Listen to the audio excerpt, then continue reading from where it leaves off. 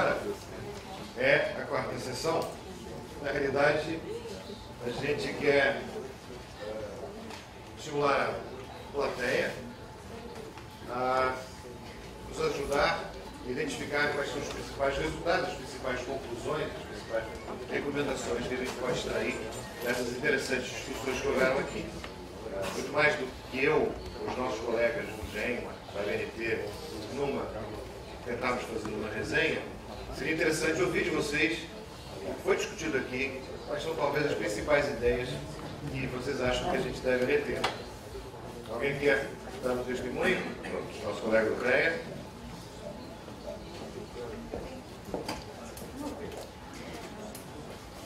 Eu queria dar... Alô? Está funcionando? Não. Eu queria apresentar, na realidade, então, dentro do que foi discutido de manhã e agora, de tarde, sugestões. 3 sugestões aí eu achei que várias pessoas falaram. Primeiro, a necessidade de se investir. Investir é exatamente se buscar a melhoria das políticas públicas. Primeiro, em educação ambiental, para a população ter consciência aí da importância do rótulo ambiental, dos produtos certificados. Então, primeiro, investir em educação ambiental nas políticas públicas. Segundo, investir nas políticas públicas em mídia, para divulgar para a sociedade os produtos. Está bem claro, se você não tiver uma divulgação, como foi dito agora nesse último painel, ninguém fica sabendo que hoje em dia você tem um produto rotulado de pneu, uma empresa que faz toda a sinalização de forma muito mais sustentável. Então, isso a gente só consegue com o quê? Com divulgação. Então, que seja criado políticas públicas na mídia para se divulgar esses produtos rotulados ambientalmente. E um aspecto que eu acho que é fundamental, incentivos fiscais, incentivos do governo para estimular, né, não só a empresa que vende o aço, mas várias empresas que vendem aço, devem certificar não só essa empresa, como outras. Então tem que ter incentivo, em política de incentivos, ou através de mercado, ou através, né? Ou através de incentivos fiscais. Eu acho que nós temos que buscar isso para viabilizar. Então são esses 3 aspectos de políticas públicas: educação ambiental, na mídia e incentivos fiscais. Ou incentivos gerais. A questão que eu às vezes chamo de brincadeira com meus colegas de INVET da BNT, das certificações secretas, é de fato um grande desafio que nós temos, não só no Brasil, mas quando começam programas desse tipo. Realmente a divulgação é um dos grandes mecanismos para ultrapassar esse efeito de arrasto inicial que é crítico, né? E a educação ambiental é, sem sombra de dúvida, um dos pontos importantes. Pelo que eu percebi, a experiência dos países desenvolvidos que tiveram sucesso com isso não seguiu a trilha dos incentivos fiscais. De fato, o que a gente tem visto que tem sido sucesso são as forças de mercado reconhecerem isso e darem preferência a esse tipo de produtos, né? A questão dos incentivos fiscais não é tão trivial assim, porque significa reduzir fiscal por parte do Estado, etc. Temos a questão dos déficits, isso pode gerar algumas deformações de concorrência, eventualmente. Eu queria saber se o resto da plateia acha que esse caminho dos incentivos fiscais é, de fato, uma das conclusões que a gente pode tirar daqui, né? Não era o outro. Você quer falar? Sim. Eu ia falar antes, mas É mais um testemunho com relação a uma vivência profunda dentro de um projeto que tem dentro dos incentivos fiscais a grande força que gerou hoje o que é a Zona Franca de Manaus. Quando se pensou em incentivos fiscais nos anos 60, aquilo era tão somente uma zona de livre comércio. Importava-se um eletrônico, o brasileiro ia lá, comprava sem impostos e pagava uma taxa enorme de aéreo, uma despesa incrível de hotel que não havia, e só para comprar um vídeo. Depois esse incentivo ele começou a tomar corpo pela importância que esse vídeo começou a trazer para o Brasil e se transformou, somado a outros tantos valores momentâneos da economia, numa indústria de montagem. Essa indústria de montagem ela tomou um corpo tão forte que, com o impacto causado pela abertura das importações do Collor, fez a indústria de montagem de Manaus, que se transformou da compra de produtos para uma indústria de montagem, se transformar numa indústria de manufatura, que o ano passado faturou 38 bilhões de dólares e é sempre exemplo de inovação tecnológica em vários dos segmentos que atua lá na região. Dentro do segmento de pneus, por exemplo, a indústria de motocicletas lá tem empresas que são das maiores plantas de motocicletas do mundo, com 2 milhões de unidades ano de produção. Níveis tecnológicos e de nacionalização excelentes. Então, a renúncia fiscal, ela não pode ser dada porque é dada. Ela deve ser pensada e programada para que motive as forças de mercado a ir buscar o incentivo fiscal. É hoje competência da SUFRAMA distinguir um processo produtivo básico para que no começo a pessoa importe com a visão do incentivo fiscal. Mas à medida que ela vai cumprindo metas de inovação, de nacionalização e de perseverança, ela vai galgando esses valores e o incentivo fiscal fica diluído na arrecadação gerada pelos novos mercados que a empresa consegue. Isso em todos os segmentos pode ser aplicado da indústria de alimentos às mais tecnologias possíveis pelo homem. Está registrado, está feito o ponto. Deixa. Tem mais 2 pessoas inscritas, mas a gente volta para você, tá bom? Tinha uma senhora ali atrás. Não, mas o meu assunto já foi. Porque aí você entrou no incentivo fiscal e eu ia falar das sugestões antes. Não, mas estamos nas sugestões ainda, eu quero levantar mais não, mas sugestões. deixa eu ir na linha do incentivo fiscal. Do incentivo fiscal, ao invés de incentivo fiscal, que você já comentou a dificuldade para o governo conceder, talvez, como sugestão, um outro tipo de benefício, como lá no estado de Minas Gerais, o órgão ambiental, ele concede, por exemplo, um prazo maior para quem tem outro tipo de certificação, a ISO 14000, que é ambiental. Então, por exemplo, quem tem o rótulo ambiental, o governo poderia incentivar a ter um tempo maior na certificação ambiental, no que seja relacionado, ou a SA 8000, que é da questão social, responsabilidade social. Então, dá um prazo a mais estende o prazo. Então, é um benefício. Ou seja, a empresa que está investindo nesse tipo de trabalho, ela fica motivada cada vez mais a buscar.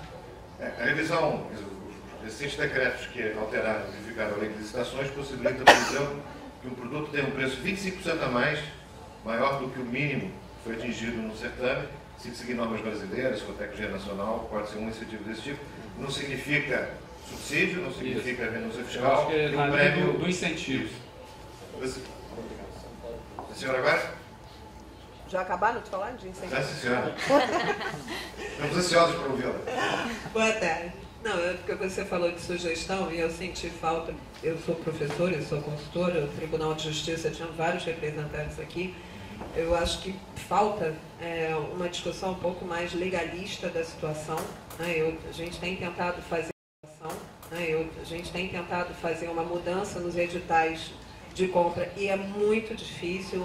O Tribunal de Justiça do Rio de Janeiro tem a participação de um desembargador chamado Jessé Torres e o coitadinho sofre de tentar ver como faz, porque parece simples mudar uma lei, mas é muito mais complexo. Então, isso é uma questão. Outra questão que eu acho que eu sinto muita falta, eu ouvi falar muito de educação ambiental no nível do consumidor, mas o que eu particularmente tenho sentido falta é de que esse tema entre na formação dos futuros profissionais. A engenharia, eu dou aula na engenharia no mestrado e mesmo assim é o desconhecimento enorme dessas pessoas que estão entrando no mercado. E por último, uma questão que eu não vi citando, mas que eu acho que vale a pena, é se tentar relançar, porque agora ela já está lançada, a portaria 317 do INEP de processos produtivos sustentáveis, que isso fosse um pouco mais integrado entre esses pontos. Né? A gente, pelo menos lá no tribunal, a gente tem colocado parte dessa instrução nos editais e talvez seja uma saída aí para tentar uma maior integração. É um documento do INEP que estabelece critérios de sustentabilidade para processos produtivos quando for se estabelecer uma certificação no âmbito do Sistema Brasileiro de Avaliação da Conformidade, que leve em conta a sustentabilidade, é um roteiro do que ser considerado ao incluir nisso. Porque ela foi colocada novamente em consulta nacional, há pouco tempo, depois de uma revisão, acho que já encerrou por agora. Não, já está pronta. Já foi publicado. Já. Foi publicado. Isso. Essa questão da incerteza legal, eu penso que é algo desafiador em todos os países. Há uma incerteza legal, há uma insegurança legal acerca desses instrumentos em vários países. Os decretos que saíram falam em certificação, essa palavra. Por vezes se levanta a questão de qual certificação eu posso aceitar ou não. Isso é uma questão, não é uma questão? Todos os selos valem? Qual papel, por exemplo, pode desempenhar a acreditação nisso? Talvez pudesse ser algo que a gente pudesse discutir. Mas eu queria passar a palavra para o nosso colega do Ministério. Só para acrescentar que o Ministério da... Fale no microfone, por favor. Desculpa, é só para acrescentar que foi recentemente contratado pelo Ministério da Justiça, em um programa que eles têm denominado É o Direito, um estudo sobre compras públicas sustentáveis no país. Então, eles estão fazendo um levantamento bastante profundo sobre a questão jurídica, a questão da execução, operacionalização, vantagens, desvantagens, perigos, desafios que precisam ser enfrentados, porque uma das preocupações que a gente tem é a segurança do gestor público e do ordenador de despesa na hora que ele toma a decisão para fazer uma aquisição sustentável. Então, esse é um trabalho que tem sido desenvolvido já há alguns anos e que a gente tem uma grande preocupação nesse sentido, porque a partir do momento que você tira a insegurança do ordenador jurídico em relação a isso e aos órgãos de controle, você assegura a concretização da compra pública sustentável. Uma outra questão que está sendo feita também é a participação dos órgãos de controle nos grupos de decisão. E uma terceira coisa, a CGU já está aplicando nos processos de auditoria questionários que levantam perguntas, questionamentos acerca da sustentabilidade e das questões de compras públicas utilizadas nos órgãos brasileiros. Posso só? Por favor. O pessoal do CNUMA também me pediu que perguntasse aqui, em função desse seminário, que outros assuntos podem ser interessantes que sejam abordados em outros futuros eventos do CNUMA, não só no Brasil, mas em outros lugares. Que outros pontos talvez mereçam uma atenção maior de ser abordados. Mas, por favor. Não, só para complementar e lembrando que tem pessoas, agora que eu me lembrei que tem pessoas de outros países, eu acho que um grande indutor, que foi inclusive o que botou os tribunais nessa discussão, é a Agenda Ambiental da Administração Pública, que é o A3P, que tem como um dos eixos a licitação sustentável e que foi o grande indutor dessa modificação toda, inclusive com a questão do CNJ. Então, talvez eu acho que seja um caminho também procurar fazer eventos conjuntos entre o Compras Públicas e todos os órgãos públicos que já estão signatários lá do programa do A3P. O senhor lá embaixo pediu a palavra.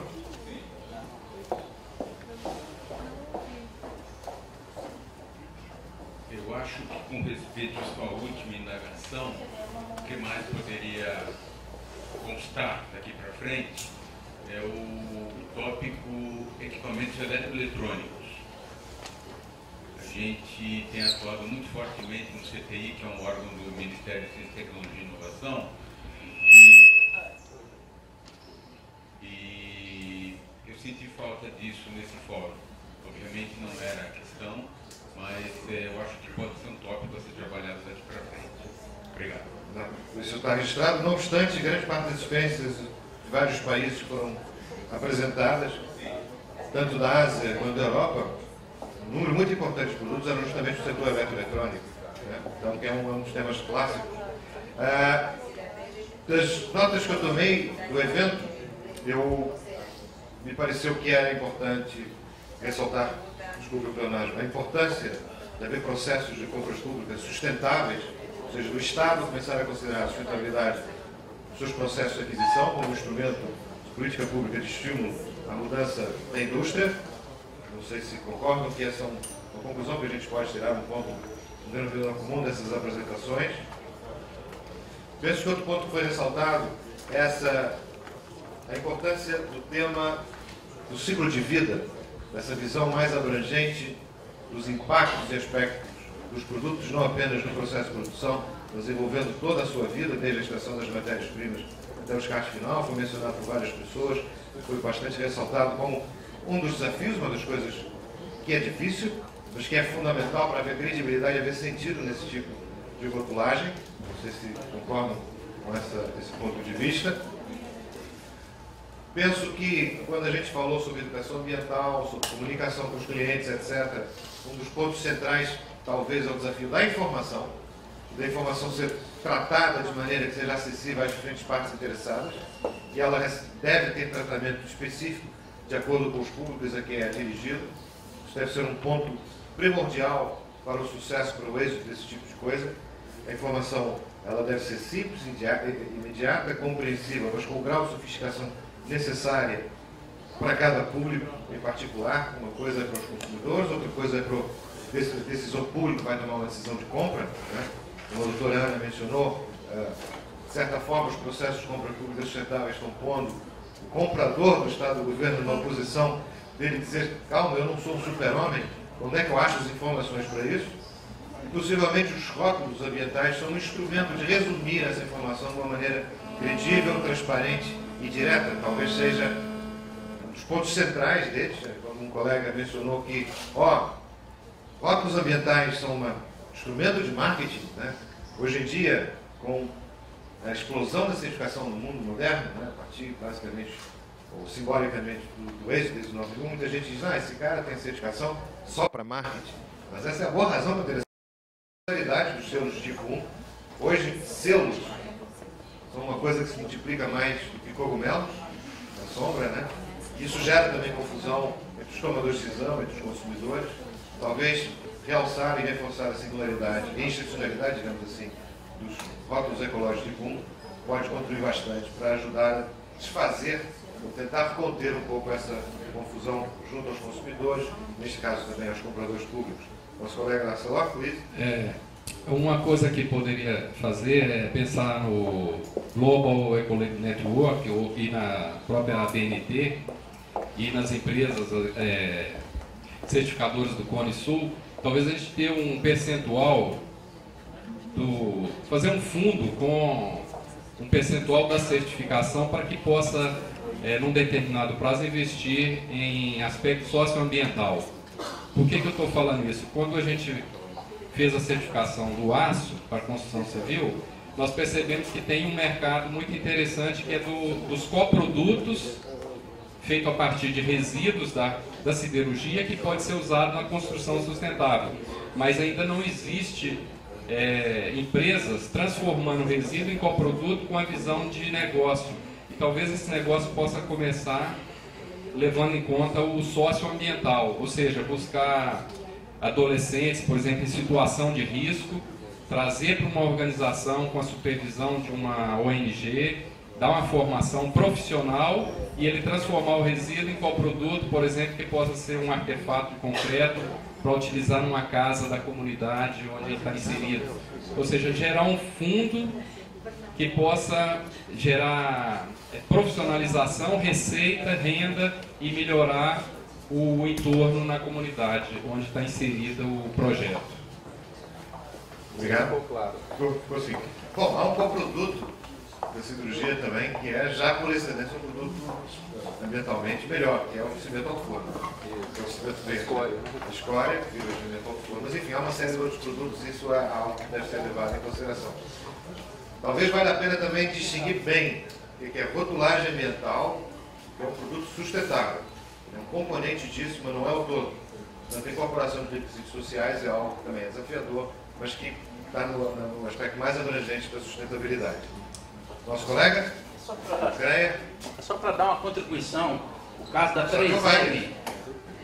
3M, lá na Europa, quando se falou em incentivo fiscal, o incentivo não é incentivo, os incentivos são fundamentais, o fiscal também, mas o incentivo não é uma coisa permanente, o incentivo é um empurrãozinho. Então o incentivo fiscal na 3M, de início foi para deflagrar um processo, depois de algum tempo a empresa fica autossustentável, o incentivo é tirado. Como é o caso que você tem o IPI no Brasil, você faz o incentivo para estimular. Então o incentivo não é uma coisa permanente, é uma coisa para estimular o mercado. Eu acho que deve ser pensado nisso como contribuição nas políticas públicas. Né? Pode ser sob a forma de incentivo fiscal ou outras formas de incentivo, como foi dito por várias pessoas aqui. Obrigado.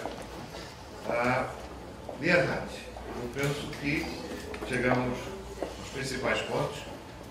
Esqueci de algum, pessoal? Tem mais alguma coisa para a gente falar? Então, queria passar a palavra para você. Para ver se a gente... Quer? Primeiro, Gui. Bom, eu queria mais uma vez, em nome da BNT, agradecer a presença de todos, agradecer todas as contribuições. Eu acho que, para nós da BNT, o evento realmente superou as expectativas. Nós chegamos a ter uma preocupação com a quantidade de pessoas que tinham se inscrito, nós até conseguimos uma sala extra. Algumas pessoas ficaram assistindo as apresentações nessa sala extra. Enfim, de qualquer forma, a maioria estava aqui. Os resultados foram bastante positivos e esperamos aí continuar em contato com vocês e dar andamento a esse processo da rotulagem ambiental, das compras públicas sustentáveis, enfim, essas coisas possam evoluir e trazer benefícios tanto para o meio ambiente como para a nossa sociedade. Queria passar também a palavra para a Elias Artes para dar, em nome da UNEP aqui, o fechamento do evento.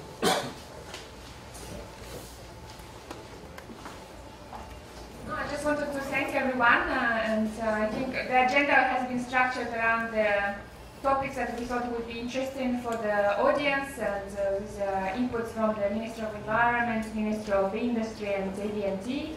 So the high numbers of people that turned up for this meeting, I think it was a confirmation that is indeed something interesting for you, and we hope that you will be leaving today with some knowledge that maybe you didn't have before, so that would be a very good appreciation for our work as well in preparation of this meeting. So thank you very much, and I would like to thank AD&T for hosting this event, and especially the interpreters. I think the interpreters did really good work. Thank you.